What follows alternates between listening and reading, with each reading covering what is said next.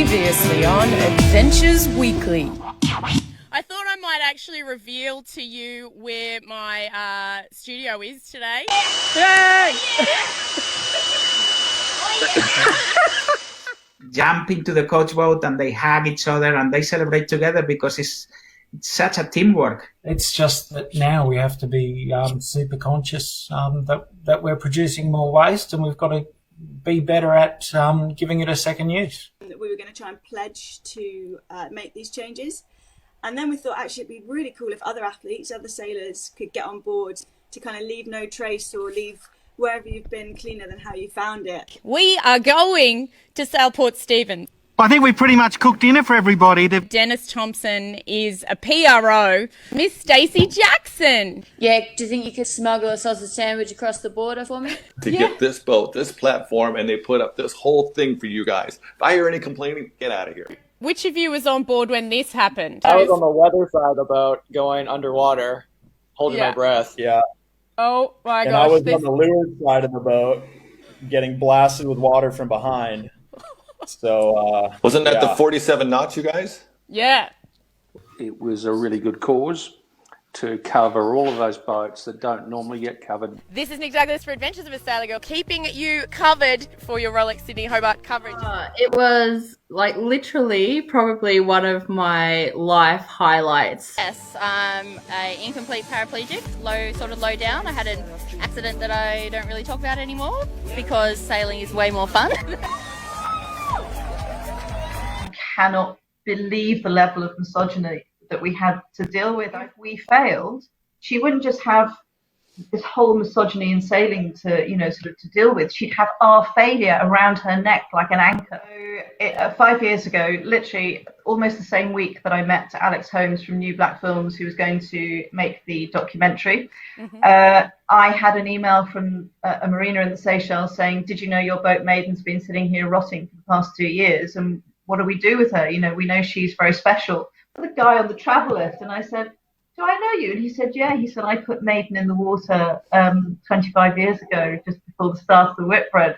He said, and he said, "I've got again a little bit dusty here today," wiping a tear from his eye. And I said, "I'm so thrilled that Maiden means so much to other people and not just me." He said, "It's the Maiden factor," and I went, "I'm going to steal that." And I had to write my first CV at the age of 43. That was a shock to the system.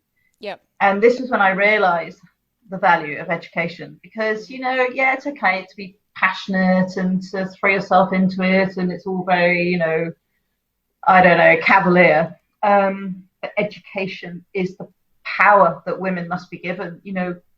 If we don't have an equal education system for girls and boys, women will never be equal. I'm going to read this quote from the movie as well. When you won the leg into New Zealand, girls have to look like this, be like that, be like this, do that. But when you're at sea, you don't have to wash, you don't have to dress properly, you don't have to do your hair. It sounds like being in lockdown. I love it. I mean, seriously, I have washed my hair for you for the first time in a very long time. And I smell fragrant at the moment as well, but that will not last for long. Every 20 years you have a quantum leap in performance, whether it's throwing a javelin or 100-meter sprint, it doesn't matter. There's a quantum leap in performance. So you look at the world records.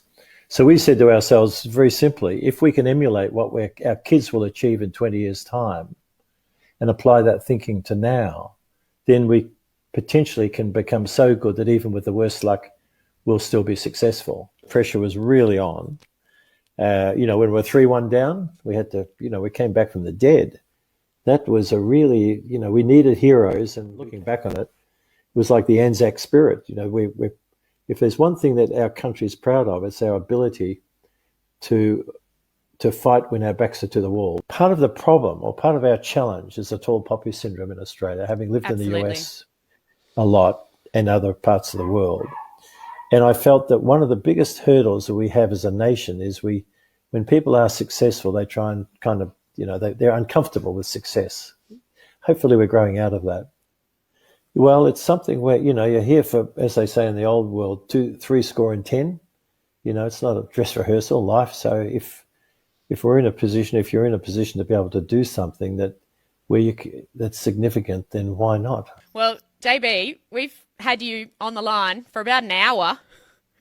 We could continue all night, I'm sure, hearing your beautiful stories and your memories. But again, I just want to reiterate, it's not 7 years that you've served your country or inspired others. It's definitely been a lifetime. And for me, before I was born. So thank you, Nick. Thank you very much. And what you're doing is terrific for the sport and terrific for sailing. And as I said at the start of this little interview, this whole online thing is just a game changer. So I think it's really, really exciting.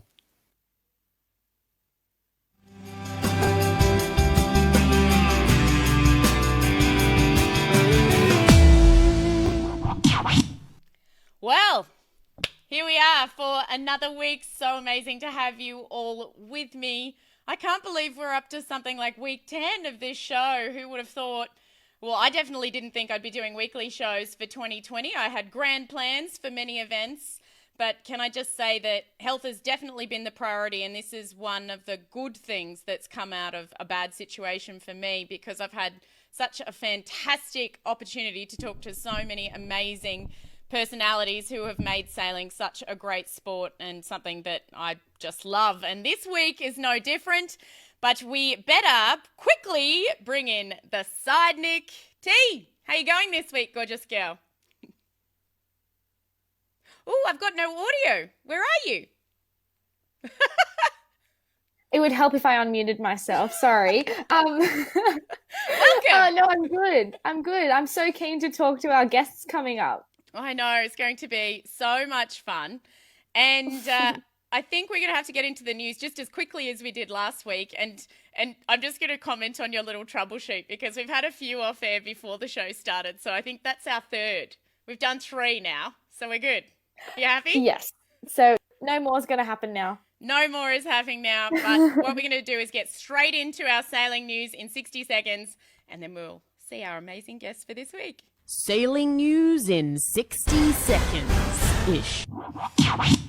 Sailing news in 60 seconds, effectively. I'm going to read it off my Word doc over here, so excuse me turning sideways. New Zealand's Director General of Health, Dr. Ashley Bloomfield, has outlined a likely protocol that will be used for athletes wishing to enter New Zealand.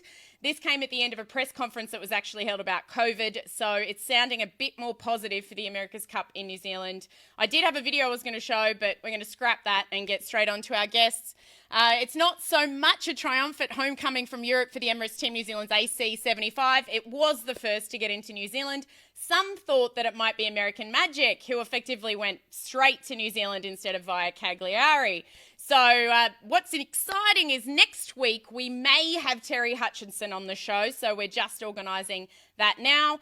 Other sailing news, and I think one of our special guests may help us to clarify some rumours that I've heard that Hamilton Island race week might be a possibility, given that restrictions are going to open up quite a lot more on the 1st of June here in Australia. But what we will do now is go to our guests of the week, and I'm very excited. Here we go.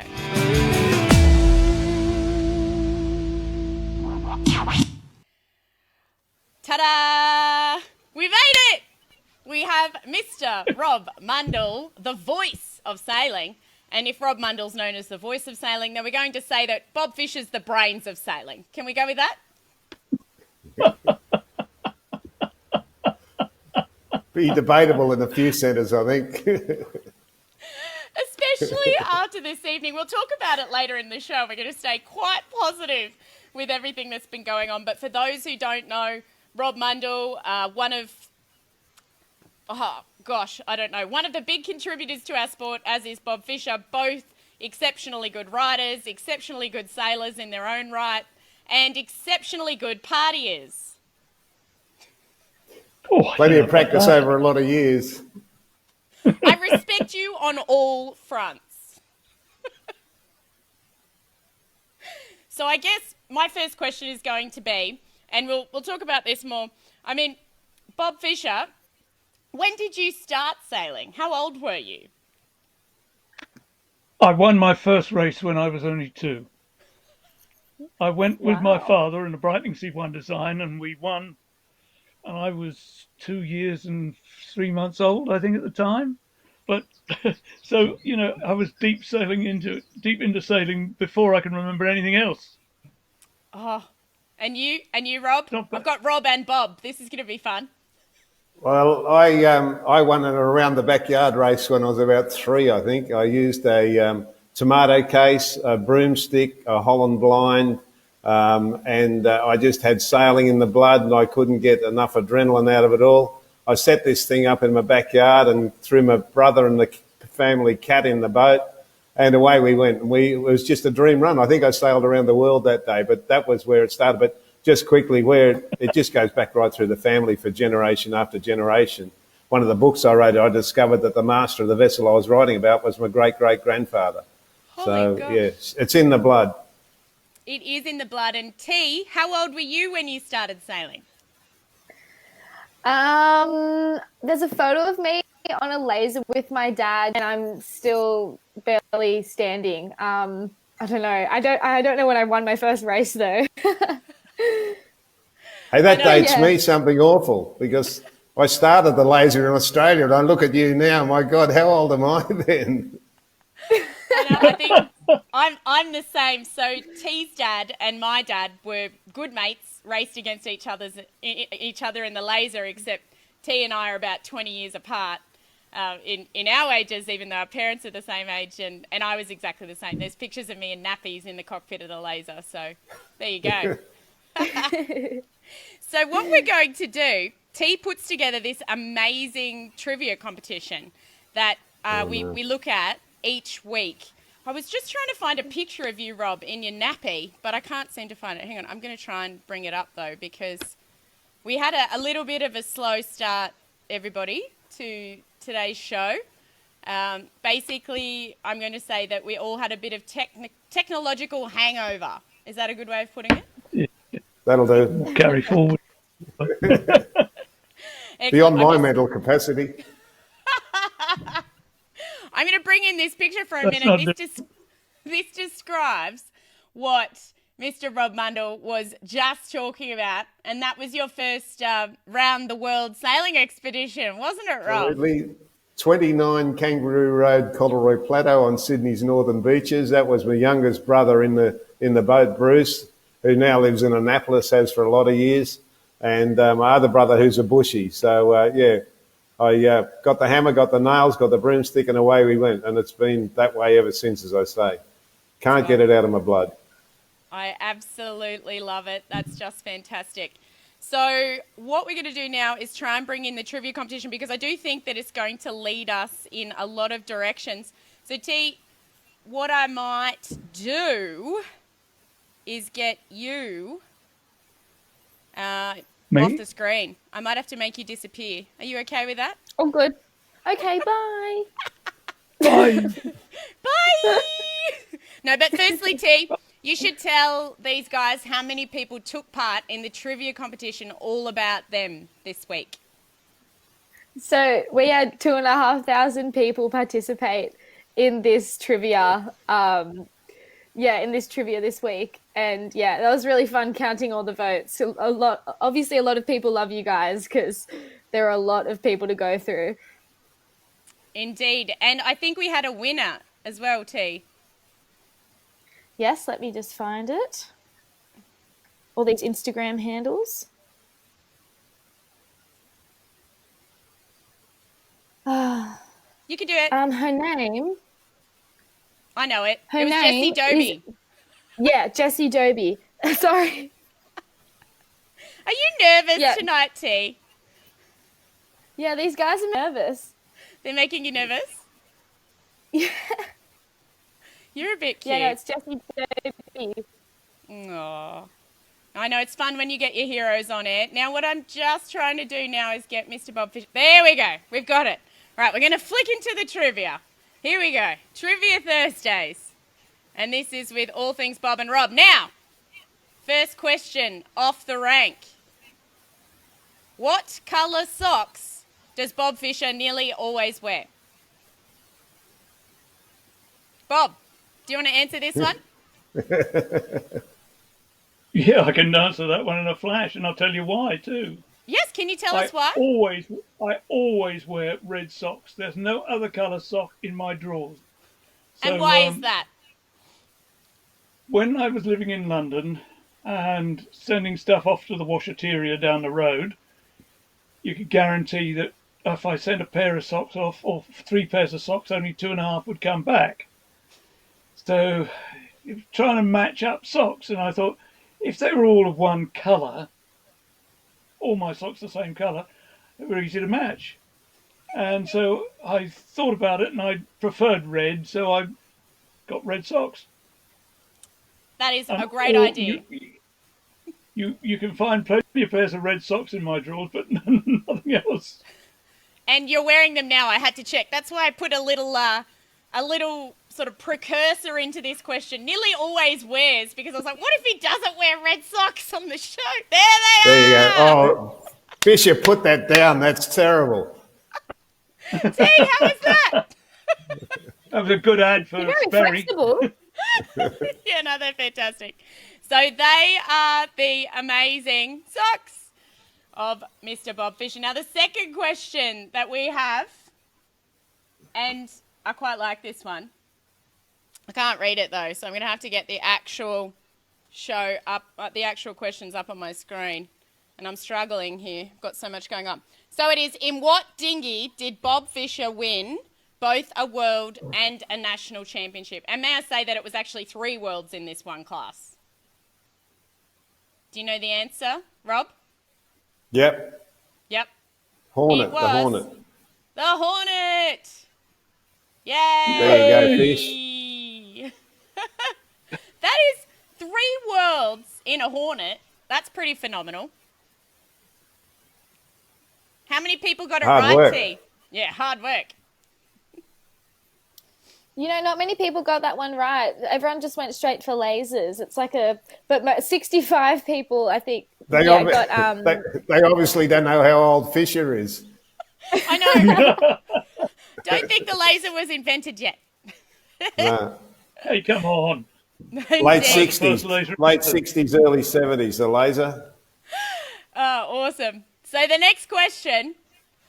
Bob Fisher has been reporting and writing about the America's Cup since A, the beginning of time, B, birth, C, none of us can remember, or 3, all of the above, or D, all of the above. What do you think the answer is? I'll go with D for Fish. All of the above. How long have you been writing about the America's Cup, Mr. Bob Fisher? How long? Oh, Yeah. I think I went to my... Gradle in 1963. Oh, before that, I was going Before out that? to... yeah. I think, is it true that you've been to every single America's Cup since 1967? Since 19 when? 67? 60. Yeah. Yeah, I've been to all of those. Yeah. But you've written about America's Cups as far back as 1851, aka number 1. Yeah, So- I have. Yeah, the research was difficult on that. I couldn't speak to anyone. All those that I really wanted to talk to are dead. I know. It's some of like Mr. Bob Fisher's books about Captain Cook and whatnot. Mr. Mundle's books, yeah. Exactly, Mr. Mundle. I know, I've got Mr. Rob and Mr. Bob. I'll have to get you to have buzzers. Well, I can tell. I can only tell you then, we write about people who are dead so they can't get at us. That's right. No one can check the facts. Oh, Never spoil a good story by using the facts, eh, Fish? No. And for those who Never don't let the know, facts disappear. I feel like I should put myself in between you, because usually in media centres around the world, these guys are my family. I'm like in between, like sit in between them to make sure they don't fight. Right, you. But Rob and Bob. It's good fun. All right. Next question. What was the length of the record-breaking broadcast which featured Rob Mundle's expert commentary for the finish of the 1983 America's Cup, where Australia 2 took the win. We've worked out it was 8 hours and 10 minutes, wasn't it, Rob? Yep. No one's even come close. Live on air for 8 hours and 10 minutes. Bob Lobel out of Boston, myself and Dave Vitor, the owner of Courageous. And when we started, we went to air and the day just went on because they had a false start there with the weather. And they just went on and on and on. And then when the victory came, I was doing it for Channel 10 in Sydney and it finished up going all around the world, apparently, the coverage. And anyway, when the boat got back to the dock and all the celebrations are going on there, Bondi was in the back of the tender, Black Swan, and Jim Hardy was with him.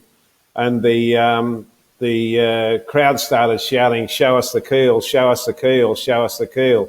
And Jim said to Bondi, "Hey, Alan, they want to see the keel, show them the keel." And Alan said, no, I can't do that, Jim, I can't do that. And this is Bondi's modesty coming out here. And he said, "Why can't you show them the keel?" And he said, "It'll be showing off." And he really meant that. He said, "I'll be showing off to the world."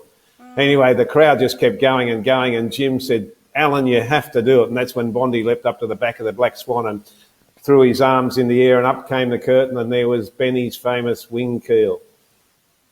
Yeah, I was saying Amazing day. I was saying to JB... That was an amazing moment. You were there, An Bob, weren't amazing you? moment and an amazing day. Yeah. Yeah. I mean, Bob, No. you've reported on America's Cup since before you were born. It definitely was a marked moment in history. A marked moment in sporting history. I don't think in Australia that anything would ever come close. People say, "Oh, the Melbourne Cup stops a nation." Well, the Melbourne Cup doesn't cause people to stop their cars in the middle of the Sydney Harbour Bridge and dance around it, and the Prime Minister finish up with beer all over him. So I don't think there's anything in sporting history in Australia that will ever come remarkably close to the America's Cup. And it's a shame today's generation really can't see or appreciate what happened on that day and what it meant for Australia. Australia really came of age that day. Yeah.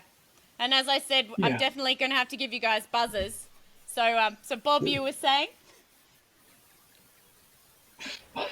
Was I saying something? I've probably forgotten it now. Bit of craft there, Fish. Craft, yeah, definitely. Tell us about craft now, because nobody will understand. I'll leave that one to you. I suffer from craft syndrome. Craft, C-R-A-F-T. Can't remember a flaming thing. That's right, isn't it? That's right, yeah. There are lots of different Fs, of course. Indeed. We could have lots of different Fs, and there will be many different acronyms later on in the show. So we'll go back to the trivia. 8 hours and 10 minutes was that phenomenal broadcast. So where did Rob Mundle broadcast from for the final day of the 1983 Cup? Not many people got this right. It was from the greens of the White House, as far as my... No, that's not right. That's not right. So anyone that's saying the White House, sorry, no, we weren't at the White House. We're at the inn at Castle Hill, out on the headland at the entrance to the harbour going into Newport. And we had an outdoor podium there. The three of us sat on that. And it was fantastic because we're immediately adjacent to this wonderful outdoor bar. And so every time we go to a commercial break, there'd be 6 drinks lined up alongside us. Now, what are they drinking? Oh, it was amazing. The day was so full of so many great memories, and you had to give the drinks away. It was unbelievable. And Bob, where were you? What, when Australia won the Cup? Yep. Hate to rub it in your face. I was in a wonderful place, a boat. I wasn't getting half the joy that Mundle was getting in the beer that he was getting. I was just out there concentrating on the fact of, God, look what's happened. They've won the Cup. Bit of history. But it was a moment in history you never ever forget. Will never be repeated. No, because remember, 132 years of unbroken history. Unbelievable. And then came the big break. Yeah, it makes me a bit breathless, actually. And I think we'll talk a little bit later on in the show about, Bob, about, the British push to bring the cup home, especially now. It was interesting talking. I know. It was interesting talking to JB last week because he said that he's not sure Australia will ever put a contingent together again as such because there's no real need to because, you know, it's already been won as such. Yeah. Whereas there's a big push from the UK to actually have a crack. Yeah, well, you know, Ben Ainsley's doing his best to bring it back, or Sir Ben, as I should call him. He's a great guy. Got to remember, sailing is in his blood. His father took part in the first Whitbread. He had a boat in it. He chartered a boat and entered the first Whitbread, so that's right in the Ainsley blood.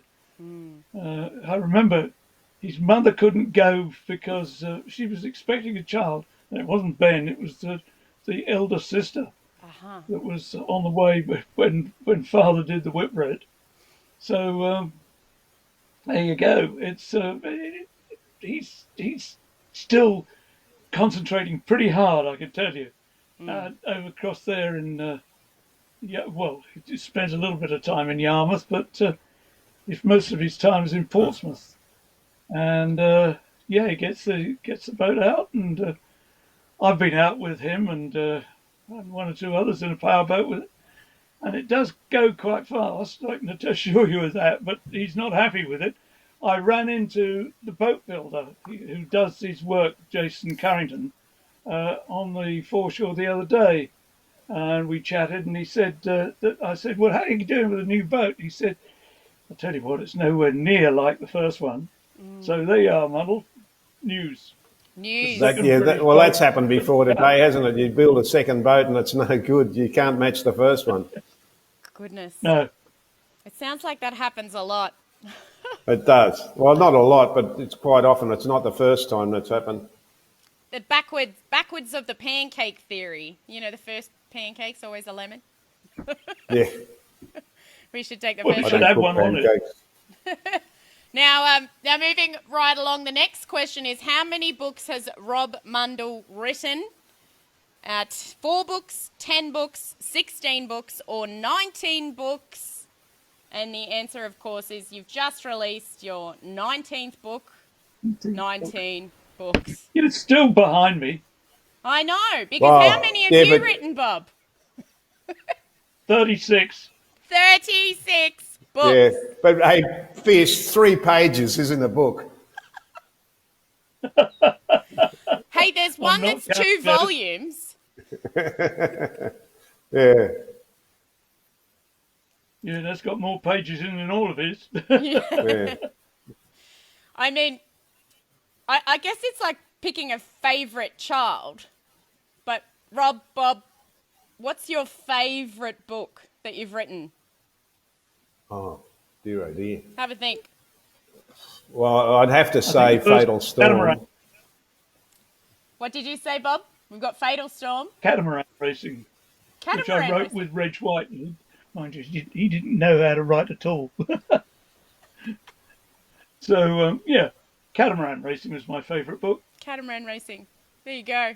I went with Fatal Storm because really it was the story of that terrible 1998 Hobart race, but something that gives me great pleasure is the number of people who still come up to me and say it's a Bible. And when we go cruising or we're going racing, I get new people to read it and realise what can happen, how fast it can happen, and how you can do your best to get out of trouble. So that gives me enormous pleasure that book is still selling well around the world, and serving a big purpose within the sport. And one of the stories that people may not have heard, which is one of my favourites that I want to write about one day, is when it was all happening. Rob, you actually called Bob on the telephone. Yeah, to fill him in as far as what was going on, for sure. So that was an interesting. But it was amazing. There was so much mayhem in Hobart at the time because realistically, no one ever dreamt that it would be as bad as it was. So there was a lot of preparation lacking, but it's only through the experience of the event that's been fixed now. But I had fathers, mothers, family ringing me saying, what's happened, where are they, what do you know? And one of the big highlights was to be able to ring a family in Sydney and tell them that the boat was still afloat and their son was alive. And the emotion that came out of that phone call, I'll never forget as long as I live. Yeah, unbelievable. And then you rung Bob because of the 1979 Fastnet race. Yeah, Bob? Fastnet race, yeah. Yeah, because Bob, that was a bad one too. Oh, was it ever? Yeah. I can remember I was there in Plymouth waiting, counting them in and seeing just who was coming in. Yeah. And I remember spending a lot of time that day with, one part of that day with Sid Fisher. Yeah. So, yeah, who'd been through it. Yeah. Another sailing great, Sid Fisher. Sure is. Gosh, he was a good one. Yeah. Or still is, but you know what I mean. Yeah. Having it. Well, tough, I always having- found I could get a good story out of an Australian. Oh, yeah, No, we always. don't Well, tell stories. what about the story of Ragamuffin coming home from Fastnet Rock in this howling gale and the spinnaker set? And I think it was Peter Henry. So his job was to sit on the foredeck at the mast base with a flare in his hand. And if the boat went out of control and they couldn't get the spinnaker back under control, he was to throw the flare into the spinnaker and burn it down.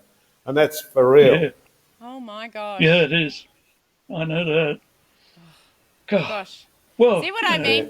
I mean, a lot of people said, well, why are you getting Bob and Rob on your show? They're not sailing anymore. What are you doing? I'm like, oh, gosh. I beg your pardon? What do you mean? Exactly. You've got more stories I spent and know the last more 3 about days this fitting sport. my boat out. Exactly.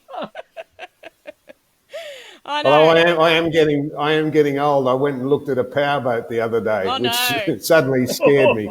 You'll be pleased to know I didn't proceed with the purchase. Well, I haven't the got round best powerboat I've ever been on, I think, was that Rum Jungle for your 80th, Bob. Oh, Oh, yeah. That was fun. Yes, and of course that's registered to an Australian club. If you look on the transom of it, it has RFBYC. Oh my Royal goodness. freshwater Bay. bait. Yeah, Yeah. Good club. amazing. All right, let's move on and see what else we I can spent some uncover. happy hours there too, I can tell you. The Royal Funnily- Freshwater Bay. Oh, Royal Freshwater Bay is beautiful. Now, funnily enough, the next question that we had was, what is the title of Rob Mundle's best-selling book covering the 1998 Sydney Hobart? It's also his favourite, so we know. That is Fatal Storm. Ta-da. And the next question, what was the name of the 2019 documentary, also a team name that Bob Fisher featured in? It was Maiden. Dun, dun, dun, dun. We just mentioned the Yeah, Wind well, race we've got, before. got a lot to answer for in that film. Do you know what I love? Do you know what I love, though, Bob? You took full responsibility for calling them a tin full of tarts and moved on Yeah, to but smart, fast tarts. Yeah. Well, fast, smart. They became smart tarts and then fast smart tarts. Fast, smart tarts. So, well, you know, you've got to give where it's due. Indeed. You would have very struggled with different. that fish. Yeah, I bet. Yeah, I Well, did. It was interesting, actually, when we had Tracy on the show a few weeks ago. And Oh, yeah. and she loves you, Bob, to her credit. And her and I get on really well. And then you and I get on really well. I'm like, what is that? Do we just have good banter? Yeah, Simple answer. something like that.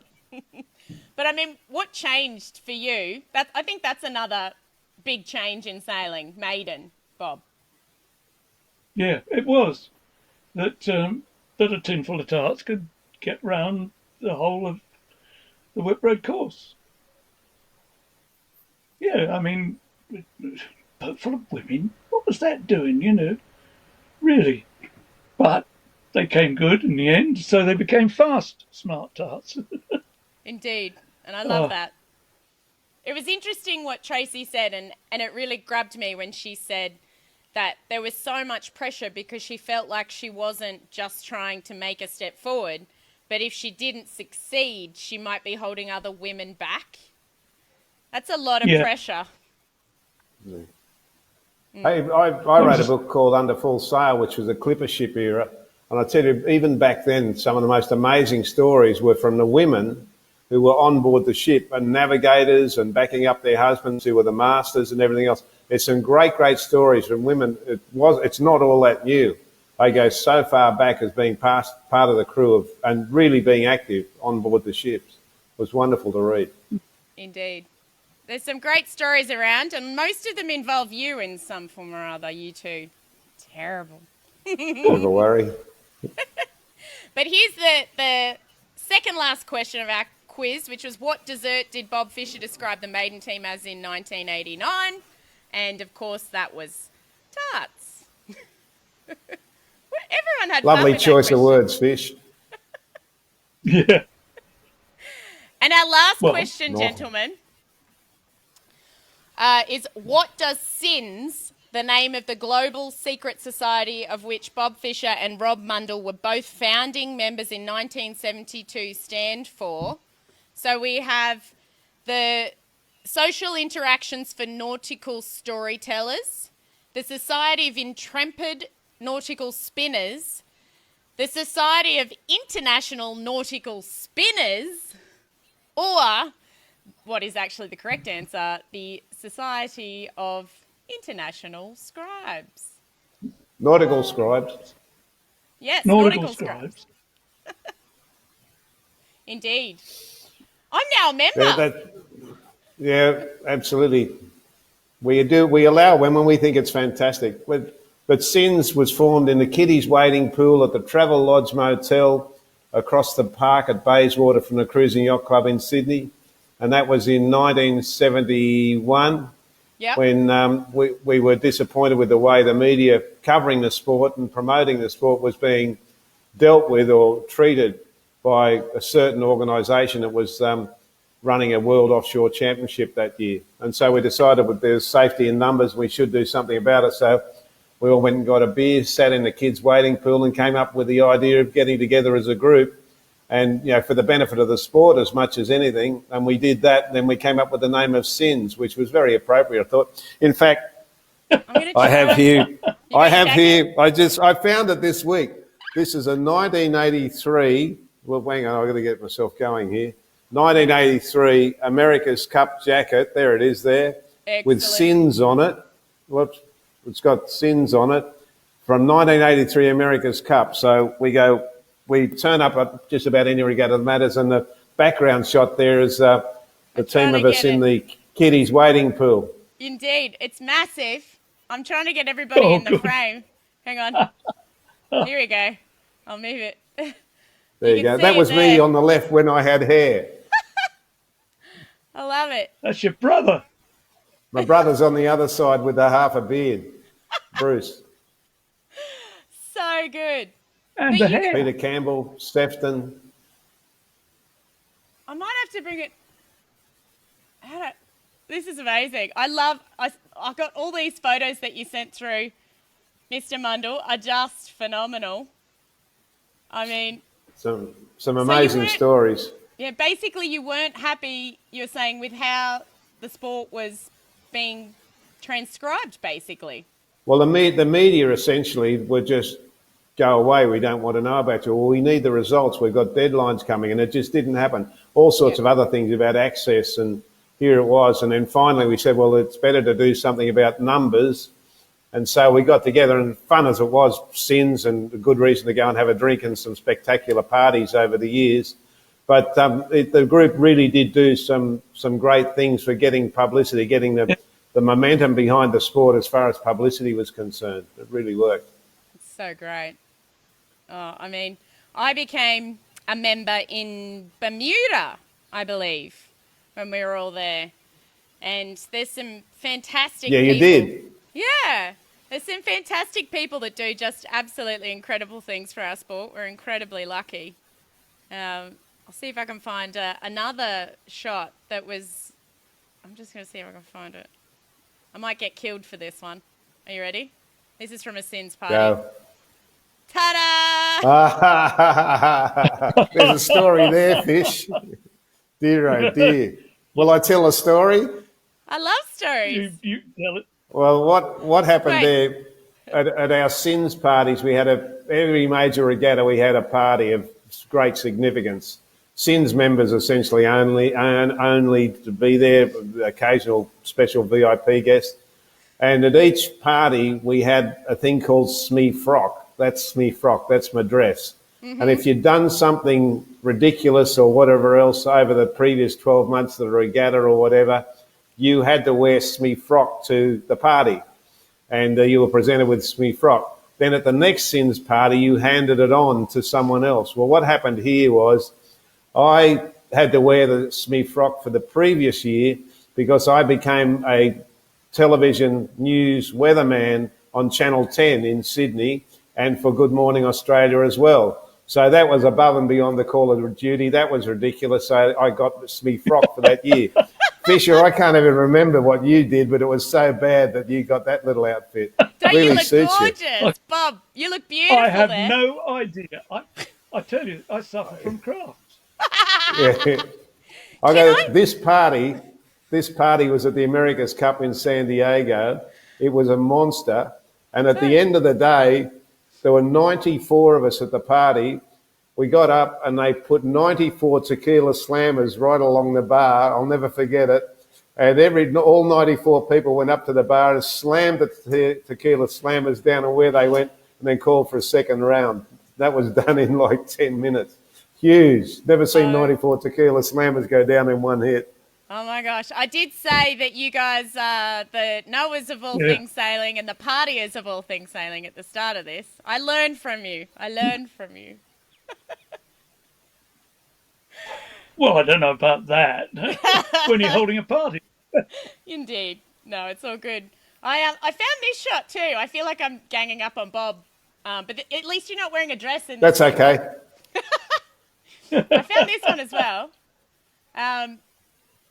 This one. Apparently, Oh, yeah. Well, I was holding a party on board a boat that I owned at one time. Yeah. That had a life raft well in the cockpit. And it seemed like a good idea to plug the well and fill it up with good beer, booze. And there it is. This was labelled as your 21st. I hope it's not beer, Fish, when you look at what's floating around in there. No, it was quite good stuff in there. A lot of rum. A lot of rum. I love it. But that was the good old Barracuda of Tarrant. Yep. Which was the boat of a certain television show. Oh, that's right. Yeah. Your moment of fame was wonderful. Oh, yeah. Well, we did well with that. She used to go too. Went like hell. Yeah. Couldn't stop her downwind. But in all seriousness, you guys have had some big parties, and I'm going to claim craft. By the way, I'm going to take that on board. But I mean, you've written some phenomenal things as well. This one in particular, Bob, a lot of people know you for. Your America's Cup. Well, they will out there. Mm. Yeah. And Bob Ross as well, who is another great yachting journo in this part of the world. Get to see him at the CYC. Gosh, I miss hanging out with, Bob Ross and Tony Cable. I'm hoping they're all okay with the lockdown. There'll be another wave behind it, Nick. Indeed. And we spoke a little bit earlier. Let's see. I think I've got a picture. Where is it? Well, I've got Fatal Storm here, obviously. And I thought I had one of you, Bob, with Ben, so we could show that. But gosh, you guys have done so many things, I swear. I nearly broke the internet this week Googling the two of you. Do you know what Nick, Sorry, Nick, have you got that photo there of Fish sitting at the table in the restaurant by himself? Because there's a real story there. You start telling the story and I'll get the picture. No, well, you've got to see the picture. So it's a beauty. Right. Well, you'll find it, yeah. Anyway, we were in San Diego for the Cup, and we had a Sins dinner one night, and I guess there was about 20 of us there, and it was a really good night. And there you go. We'll have a look at that. And keep talking. what happened? We were sitting there having a lovely night. Everyone's chatting amongst themselves, and then it was noticed that one of our more prominent members was at the table with us, sitting over the other side, sound asleep, arms folded, sound asleep in the middle of the... There, you look at this. There he is. See, just on the right with the red petal there. And if you look hard now, you might see a similarity between that guy and Bob Fisher of today, because that actually is Bob Fisher back in all those years ago. Anyway, Fisher was sound asleep. So we got this great idea where we got up, we paid the bill, and we went away over to the other side of the bar and left him there. People are walking into the restaurant. Here's this guy sound asleep at this table for 20 by himself. Anyway, we went to the staff of the restaurant and said, look, can you do us a favour here? Will you go over and present the guy with the bill for the dinner? And it was like quite a few $100s. And so typical Fisher, the guy went over and said, sir, look, your friends have left and they said you're covering the bill. And Fisher's looked at him and looked at the empty table and looked at the bill and gone, whoof. And with that, got up and walked straight out, straight back, and arms swinging and gone into the night. Typical Fisher, with perfectly English, just marched out, didn't look at anyone, bottom lip curled. Let him talk. It was a wonderful night. What are you saying, Bob? You gonna defend I said, yourself? well, you would, wouldn't you, if you found that your mates had gone out and left you with a bill, even if you'd gone to sleep. That's not one you'd think of a fellow sinner. We were all the other side of the restaurant, and the house just came apart because we had the whole restaurant woken up to what was going on. It was fantastic. A little round of applause as you departed. Unbelievable. A very different Bob. Yeah, and I probably did that as well. A very different Bob to this one. Yeah, this one here? Yeah, this Bob. Look at this Bob. He's really serious, sitting and hanging with Ben Ainsley. With the most utter successful decorum. Olympian ever. Indeed. It's so good, isn't it? Sailing's amazing. It's such a leveler. Yeah. Sure is. On shore and on the water. Indeed. I mean, obviously, Bob, you really have a strong connection with Ben. But both of you have had an opportunity to meet some phenomenal people in our sport. Who are the standouts to you, Bob? Several, I think. You know, John Bertrand was one of my favourite people because he did one of the things that nobody else had ever done. Mm-hmm. There are all sorts of people here. John Oakley was really one of my almost gods because he won so much, and he was right into. He was the first one really to put a worthwhile challenge from England together, and then the management sacked him just as they're going into the real event. Well, I can appreciate that. But, yeah, I mean, Jono was really one of the best. Flying Dutchman, and as well as bigger boats. And wherever he went into a bigger boat, he won comfortably. So, yeah, he was for years my hero. But there were several good guys. Owen Parker was probably the best professional that's ever been. And of course, you got to look after Ted Heath, who wasn't such a bad sailor in his own right. Wasn't that bad. He couldn't have been that bad because he sailed a fireball. Yeah. And I know another fireball world champion. Oh, yeah. Well, yeah. It was a good... I had a good sailmaker in those days. A man called Peter Bateman. Made all my sails and made this absolute... We went into the championships with the first low-cut jib of fireballs I'd ever seen. And of course we won. Not too difficult when you've got something better than all the rest. Well, You also have to put the boat in the right place and not crash it. Yeah.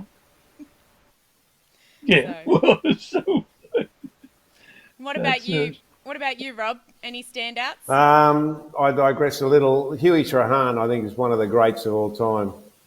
Tactician, like there's no tomorrow, tactician on Australia too, great 18-foot skiff sailor, all-round fabulous sailmaker. There's so much about Huey Trahan that we don't know. I was fortunate enough to share a FAR 727 with him, the first FAR keelboat to come into Australia called Waikikamukow, which, as we know, had a sad demise, but we won't go into that. But anyway, Huey, you know, very, very few people in Australia would know that Huey Trahan and John Longley are responsible for the boxing kangaroo flag as we know it. Indeed. And that was because in 71, 72, the Admiral's Cup, de Savary had a match race with Bondi in near identical boats for a pile of gold coins or something. And so, and Bondi won it. And so de Savary had this flag of Burgee on his boat with a bulldog looking very arrogant and pompous on his boat all the time. So there we are. That's another story there. I'll tell you about that one. That's amazing. I couldn't believe that. Yeah. Anyway, what happened was the boxing kangaroo flag. So Huey and Chink said, well, we've got to do something about this. We've beaten them. So they came up with this concept for a kangaroo with boxing gloves on and the bulldog lying flat on its back. And they made up that flag in a day or so. Anyway, long story short, when it came to the America's Cup in '83 in Newport, the guys decided they should have a battle flag. And suddenly Huey and Chink said, what about the boxing kangaroo? And they've gone, hang on, yeah, why don't we do that? And then Huey came up primarily with the colours and the red gloves and all that stuff. And off they went and they made up the boxing kangaroo, and that's how it came about. Why it's on the tail of this Qantas aircraft here, that was after the America's Cup was won, and we went down to the White House and was celebrated there and everything else, and then most of the team flew across. I was fortunate enough to come back with them. And we got to LA from Washington, and the boss of Qantas there said, oh, come out, I've got something to show you. And we kept hearing these stories about what had happened in Australia, you know, when we won the cup and how people had done silly things and the celebrations, and we just couldn't believe it. None of us, you know, I was on the media side, they were on the sailing side, and we're just saying, that can't have happened, that can't have happened. We got to the tarmac, and the guy from Qantas said, come outside, I've got something to show you. And we walked out onto the tarmac and saw that they'd taken out the flying kangaroo and put the boxing kangaroo on the tail of the aircraft. It just about brought a tear to a glass eye. That's when for me anyway, and I think a lot of the other blokes, we really realised what the win in the America's Cup meant back in Australia. I was there for 5 months, and it was just, you know, and you kept hearing these stories, and my God, no. Amazing. I'm just going to read you some of the comments that are coming through on social media at the moment. Someone's just said, tell Mr. Mundle I just ordered 3 of his books. Apparently on one of the websites they're doing an Aussie Explorers package, and you can get 3 they are, yeah. books. Yeah. So there you go. Someone else has said the same from the 1983 America's Cup. I may have the case that it belongs in. Oh, wow. In their house. Really? Really? From some party and a spanner or something. And, that could be right. Yeah, I think the original case did disappear. I remember that. The story goes that when Australia won the Cup, New York Yacht Club, now I don't know 100% this is true, but it does make a bit of sense because I knew one of the guys involved. They couldn't get rid of the Cup quick enough, so they rocketed up to Newport, Rhode Island, and that night they didn't know what to do with it or where to put it or whatever. And a guy I know who's an English guy was there with the New York Yacht Club guys, and he actually slept with the Cup, so it couldn't be stolen. Put it in his bed, and he put it between himself and the wall, and he slept. Now whether that's myth or what, I don't know, but the guys who told me, I tend to trust. So yeah, that was amazing. And that's when the other guy, of course, Benny Lexon. When you say who's the greats of all time, Huey Trahan and the other. I meant to mention Benny Lexon. How could you go past Benny with what he's done, what he did over the years, and look at that boat. The story behind Australia too is just amazing. It's really interesting you say that, because I asked JB a similar question, and he said Victor Kovalenko, Ben Lexen, and Paul Elvstrom for him were Yeah. standouts in terms of character. So Sure. yeah, interesting. Did you ever meet Elvstrom, Fish? Yes, I did. Many a time and oft. And he was a great man. Great man. I remember. Oh, sorry, Fish. Huge talent. One of the things. Right, you two. I'm going to put me in the No, middle. it's all right. It's all right. There's a slight delay, which makes it a little bit difficult. But anyway, forgive me. But I remember about very early 1960s, Elvstrom was in Adelaide for the World 505 Championship, and Jim Hardy was there going for it as well. And I remember on the cover of Modern Boating, I was racing 18-footers then, the Daily Mirror, having come out of 16s. And there's a shot of Elvstrom sailing the 505 in Adelaide. He had his daughter as crew, and she was very light. So he put himself as helmsman on the trapeze, and his daughter sat in the boat. I thought, wow, look at that, the helmsman on the trapeze. No one was doing it anywhere that I was aware of, and apart from him, obviously. Yeah. And so I've gone, hang on, this would be pretty good for the 18. The 18 back then was a four-hander. So the next weekend I went down during the week with the guys, set it up, and became the first guy ever to steer an 18 off the wire. And the difference it made to the performance of the boat was just incredible. So the boat got so overpowered, the poor old thing, she absolutely blew apart off Bradley's head one day and sank, well, half sank. Oh, no. So, but that was an amazing effort with that concept that he brought into the sport. I know. Did he win a Worlds sailing like that? I think I heard. He won the Worlds in Adelaide, I'm sure. My memory, old as it is, I think that's right. And Jim was sailing a boat called Black Bottle. And I think Jim was second. I think anyway. Someone will come in and tell you, Jim won it or Elvstrom won it. I can't remember. Too much information. I've give Jim a ring and ask him. I've redone this frame, so I'm in the middle of you now. Look. Yeah, that's much better. Yeah, keep us apart. This is just like being in the media centre. Yeah, it is too, isn't it? I don't know that. So how are you guys going This with is that sailing events? Which sailing event? Yeah, how are you going just in Another general? It's been a weird year. Yeah, it sure has. Well, yeah, a bit of news that surfaced today. It looks like Hamilton Island Race Week is going to happen, but in a very, very modified version. There's an announcement coming from the Premier of Queensland this Sunday about borders, I think. Don't take that as gospel. But what I think is going to happen, speaking to Berkey today and all that, they're going to put the regatta on in a very low-key affair, no social activities. But if you want to be there to race, we want to have a regatta. And there'll be no big events, big functions, just good time. And what it's going to be more or less is like the first race week back in '84, and when Keith Williams owned the island. And I blow my trumpet again, but I was there right from the outset because, Dave Hutchin and a whole bunch of others, and I contributed to putting the whole thing together.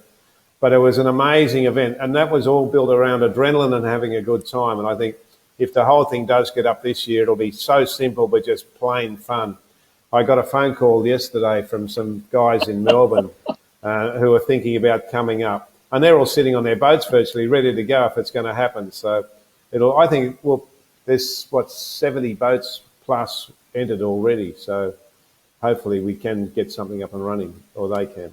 That would be great, because I think that race week was born out of the 1983 win as well, wasn't it, Rob? What happened was Keith Williams was in Hawaii for the Clipper Cup, the Pan Am Clipper Cup. And then he saw that and really got excited about it all. And then modesty prevails. I was in Newport. I'd known Keith for a long while, and he came to me in Newport and said, "Hey, at the America's Cup in '83," and he said, "Hey, do you think we could run a regatta at Hamilton Island?" And having been there and sailed around the Whitsundays, I said, "For sure, great venue." So he got Hutchin and others together, and we flew in, landed on a dirt airstrip on Keith's private jet. That's how far back it was, and organised the first ever Hamilton Island Race Week. And it was just a no-brainer. It took off. We had 91 yachts, including Hitchhiker, which was shipped by road across from Perth, the Admiral's Cup boats. They drove it across just to be at the regatta. We had Sid Fisher there with his maxi, the whole scene. It was amazing. Poured with rain for most of the time, so the street party wasn't the Mardi Gras, it became the Muddy Gras, and it went on from there. So it was just a great, great event. And that really launched the Hamilton Island Race Week. That's so You can't match it anywhere in the world now. There is another amazing week that I'm lucky to be a part of, and another journalist that I wish could have joined us tonight, but he's not so great right now, is Stuart Alexander. We love him. Right. I've got this interview that I did with him and you, Bob, at Cows Week last year. So I thought I might show everybody that interview. Can I do that? Shall we watch it? Well, I don't know. I think I don't come off very well on that, do I? You're beautiful. You can make it up in a second. But that's got nothing to do with it. I may be beautiful, but... Everybody knows you're intelligent. Go on. And a bit of a precursor, Bob spends a lot of his time looking after his mate, Stu.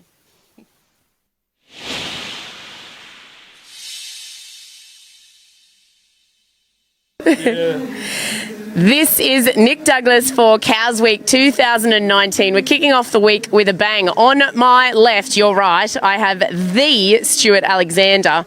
And not to be outdone, on my right, your left, we have the Bob Fisher.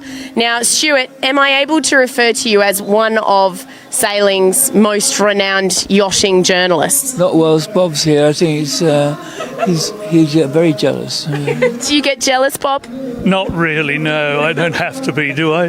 You do not have to be jealous, because how many Cows Weeks do you think that you have done? If I told you that, somebody would be able to guess my age, I think, and so I'm not going to tell you. But I started here in the 1960s. Let's go that far back. And it's absolutely magnificent to have you here. When you both walked into the media centre this afternoon, you've sailed at this event, you've covered this event. Yes, done all of that, made a mess, yes. And been very naughty, of course. But I don't know if anybody's quite so naughty anymore. If you go back to the 70s, everyone was hugely naughty. It was a lot of fun. I don't think you were naughty. Well, I tried. I mean, as usual, wherever I try hard at, I fail. But no, it was good. And then somehow or another, at the end of the Fastnet in 79, things switched around a little bit from then on and got a bit more serious. Do you think, I guess that shows that yachting journalism and yachting changed over the years, Bob. Were you naughty? Me? I should hope so. Good gracious, if I wasn't naughty in Cows Week, when else can I be? You know, it's one of the places that naughtiness reigned.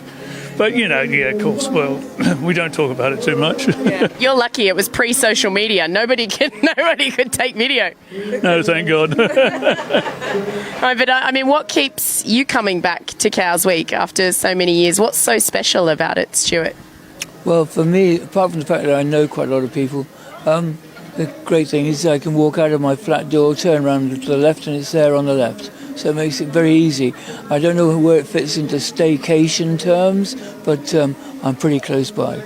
Absolutely, and I love it how you said that you know quite a few people. You know everyone, just like you. Oh, well, yeah, but, you know, nevertheless, I mean, I keep coming, I keep coming to look after him. That's one of the things I come for.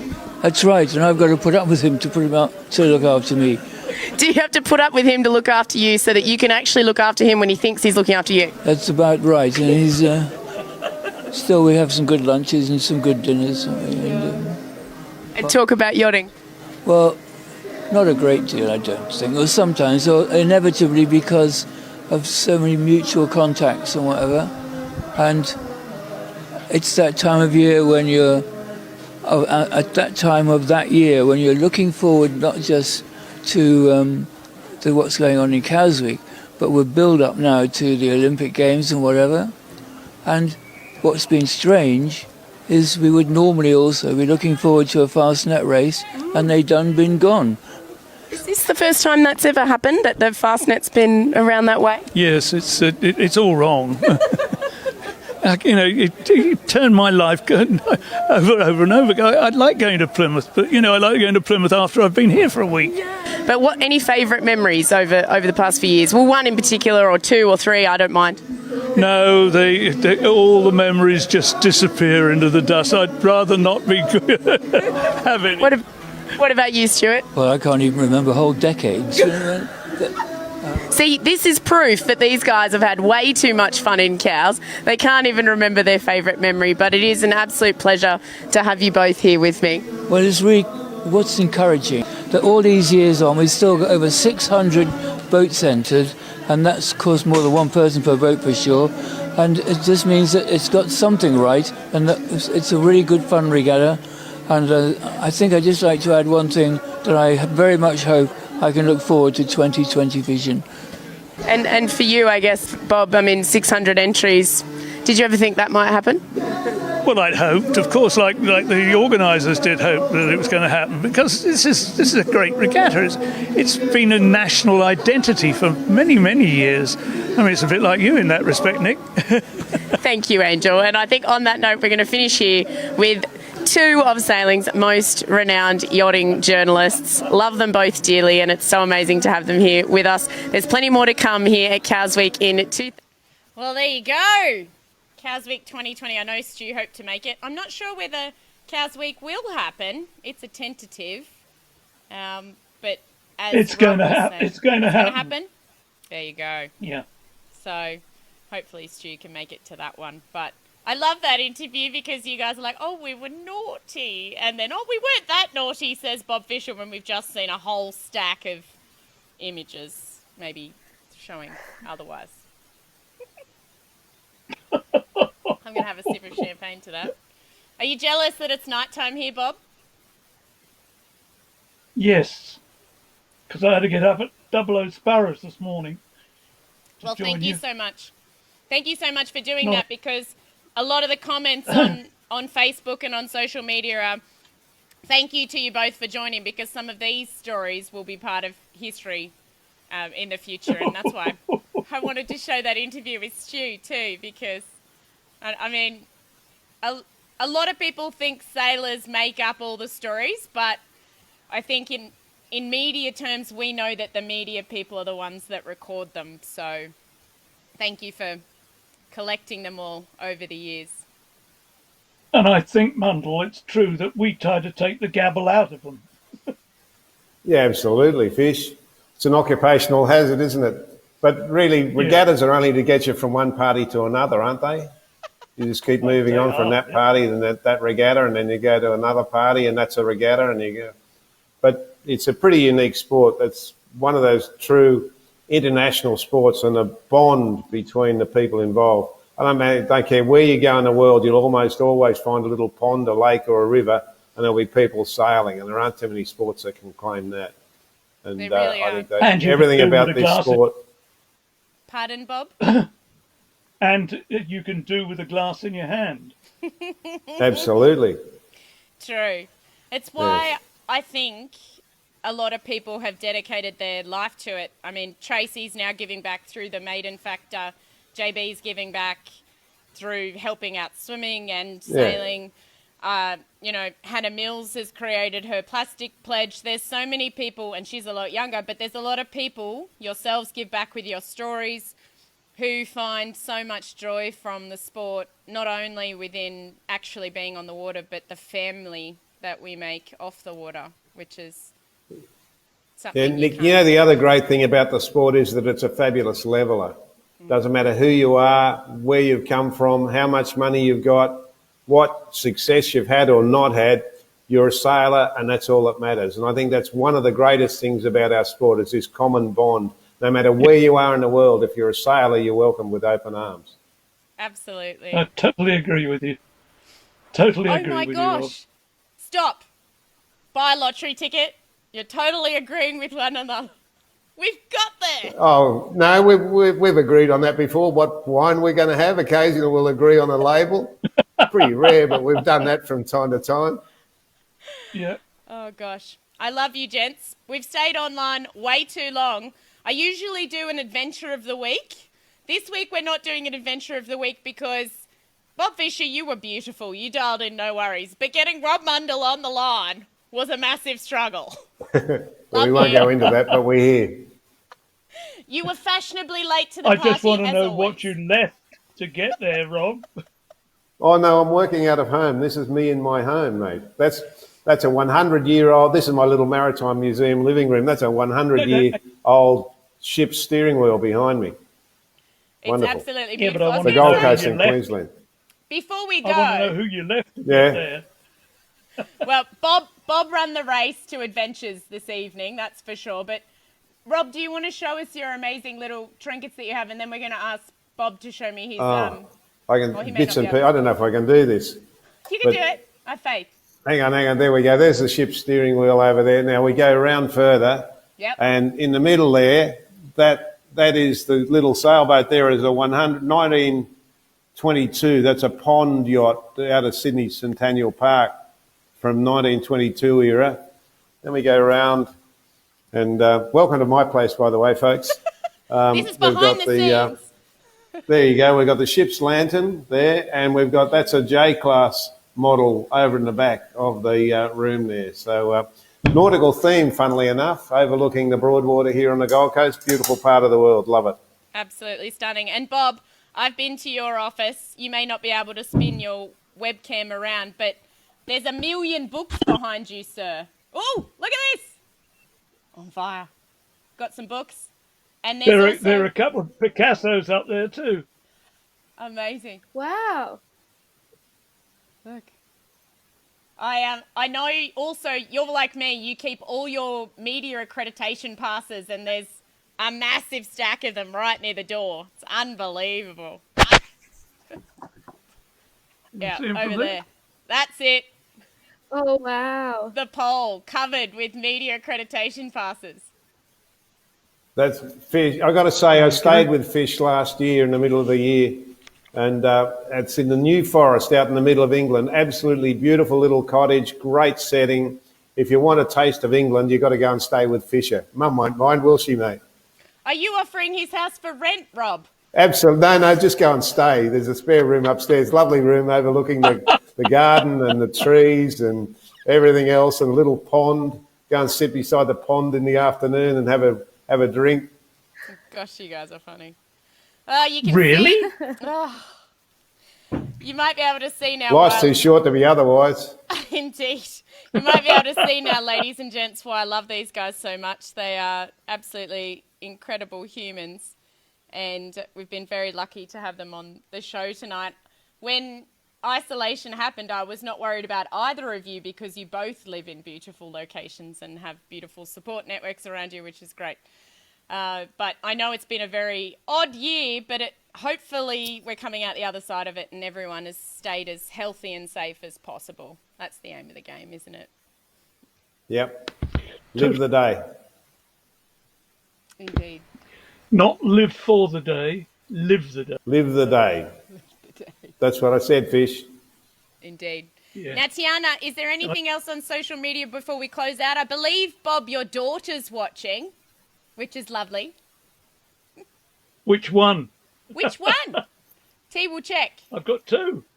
Oh, there's been a lot of comments about thanks for sharing your stories and behind the scenes, because there's a lot of people that don't get to experience that joy. And while it is an amazing life, being involved with sailing media, it's not easy. It's tough. So No. We get the No, good. it's Yeah. yeah. Oh, Bob. We get the bad, and we the get the good. ugly. The very ugly. Then you get from one party to another, Fish.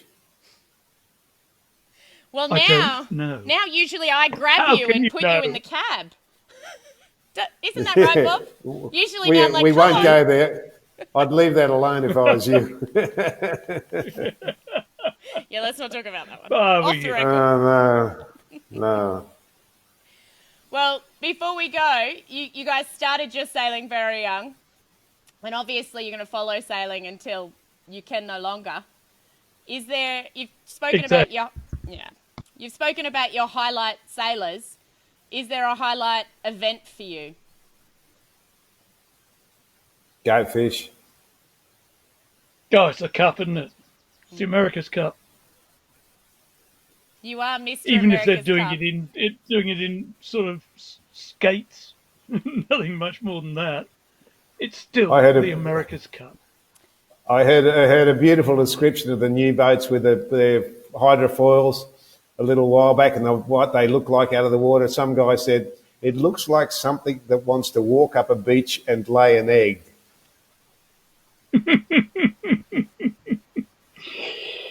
Pretty appropriate, I thought. Have. Yeah. Most of them have. And I know, Bob and Rob, you had your own opinions about the America's Cup going foiling, so to speak. Are you happy that the America's Cup is still pushing the envelope in terms of design, or would you rather see them go back to 12 metres? The America's Cup's always been at the forefront of technology and design, as far as I'm concerned, when they come up with a class. And I think, today it's speed and excitement and drama. And I think if we want to get youngsters into the sport and go with the flow, of course, that's the premier event. That's the one everyone will watch and get excited about. I know, for example, up here on the Gold Coast, Southport Yacht Club, we've got a little annex up here. And when the kids started seeing the hydrofoiling boats coming out of San Francisco, we've never had so many youngsters come to the club wanting to take up sailing. And it was because of the hydrofoiling and the excitement. So if ever you want a real piece of evidence about the future, you've got to go with the flow. You've got to go to where it is. And I think that's it's inevitable. For old sailors from yesteryear, they probably struggle to understand it, but it's like a Stanley steamer or a Tesla or whatever with electric car now. You just got to be there. Indeed. I agree with you, Rob. I really do agree with you just this time, because I don't think you can go back anyway. And what are you going to go? You've got to go forward. Well, remember the America's Cup back in even the days of the 12 metre. You remember calling it, saying, "Oh, look at that! He's gained 2 metres there." Yeah, you're just getting very close to the lee bow. He's gained 2 metres. My God, his yachties, the public are yawning looking at this thing saying, well, where's the exciting bit about that? You've got to understand the sport. But the sheer excitement, the thrill of the foilers and the associated rig developments and everything else, and the crashing and the burning, that's all for it. It's great. It is incredible. Now, what is also incredible is that you guys have now agreed twice this evening. I'm very impressed. But We're getting older. I'm going to ask Tiana the same question. T, you're 21. Yep. You're a match racer, much like your dad. What is important to you to keep you motivated and to keep looking forward in sailing? That's a good question. For me, I get a lot of motivation from the team I sail with, the other girls. They keep me inspired and wanting to push myself harder. And I guess at the moment, I'm really lucky with the other teams, not just my team that I'm match racing against. Everyone has a really good relationship on and off the water. So we've got, friends all around the world, and it's really nice during this time we've all stayed really connected and pushing ourselves to stay motivated and start getting ready. 6th of June couldn't come quick enough. We're ready to get back out sailing. But I would say it's the people. There you go. So not even the technology there from a 21-year-old. Because it's interesting, sometimes when we're in the sport and we're so in it and we're trying to push technology or push how we want younger people to see it, and I'm really lucky that I have Tiana. I'm like, well, what do you think? You're 21. What do you think? Because, and so it's still the people. It's interesting. Well, you're generally only as good as the crew person next to you, aren't you? It's a real team spirit. They're all pulling pull at the same time and go for it. And, I think the team spirit that comes out of teamwork within a crew is very, very valuable. Yeah. Very, very valuable. The teamwork is all. Now, am I agreeing with Mundle? What the hell is that up? That's I think that's 4 times now, Fish. I think it's full of times, Fish. That's a world We're record. getting older, Rob. That's the trouble. Oh, yeah. You just want me to buy you some more wine. Now, I think we'll sign off and let you guys go. But you guys stay on the line because I'm going to chat to you off air once we finish. But I think you'll agree a fourth time is that it was so lovely to have you guys on the show tonight and to see you catching up and to reminisce about so many great times that you've been involved with. And thanks for everything that you've given to sailing. It's been amazing. Thanks, Nick. You're doing a great job. Doing my best. Thank you, Nick. Trying to follow in your footsteps. Now, everybody, next week, hopefully we'll have Gosh, Terry. you're getting a lot of mud that way. Hey, I'm good. No, You're one I'm up on us, mate. Can I just say to everybody, I'm very lucky. It's a very hard game to break into sailing as a female. It was when I was younger. It's also a very hard game to break into media as a female sailor, and I'm definitely the minority. And these two are two of the gents that took me under their wing and were like, come with us, we'll show you how it works, and you're one of us. And so that's something that has been amazing for me too, and that's why I love you. So stay there. I'll talk to you in a minute. We're going to go offline next week. Cheers. Next week, hopefully we'll have Terry Hutchinson, who will be the first of a few America's Cup skippers that we'll talk to in the lead into the America's Cup next March. Still waiting to see how it will all unfold for those AC lovers, and I know that we've got 4 of us here. So hopefully we'll see you soon, and we'll talk about so many more things to do with the sport that we love. See you soon, guys. And Nick, don't forget to toast with your left hand because it's closer to your heart. Oh, I like that. I'm left-handed too. I think that's why You I'm beauty. paddling with my left hand, and I'm. Hey, Fisher without a drink, I don't believe it. Is that a torch? Well, I'm in the office and, I have to keep something sober. Oh, hang on. I know what we can do. Hang Give me on. 1 second. We can go back to this screen, and we'll find a screen where Fish has a drink. It's all good. There He's we got go. water. Isn't that bad luck? No, it's gin. Oh, is it? Yeah. I'm trying to find. You don't think that's water in my office, do you? No. Founding day. I just saw it. There it is. All right. There you go. Look, you're cheesing from the pool. Oh, Hear there this you one? go. To the Society of the International Nautical Scribes. Cheers. Got a drink to that. Drink you to that. Thank you, gents. Drink into that. Love you muchly. See everybody Thanks, next Nick. week. You're very welcome. See you soon, guys.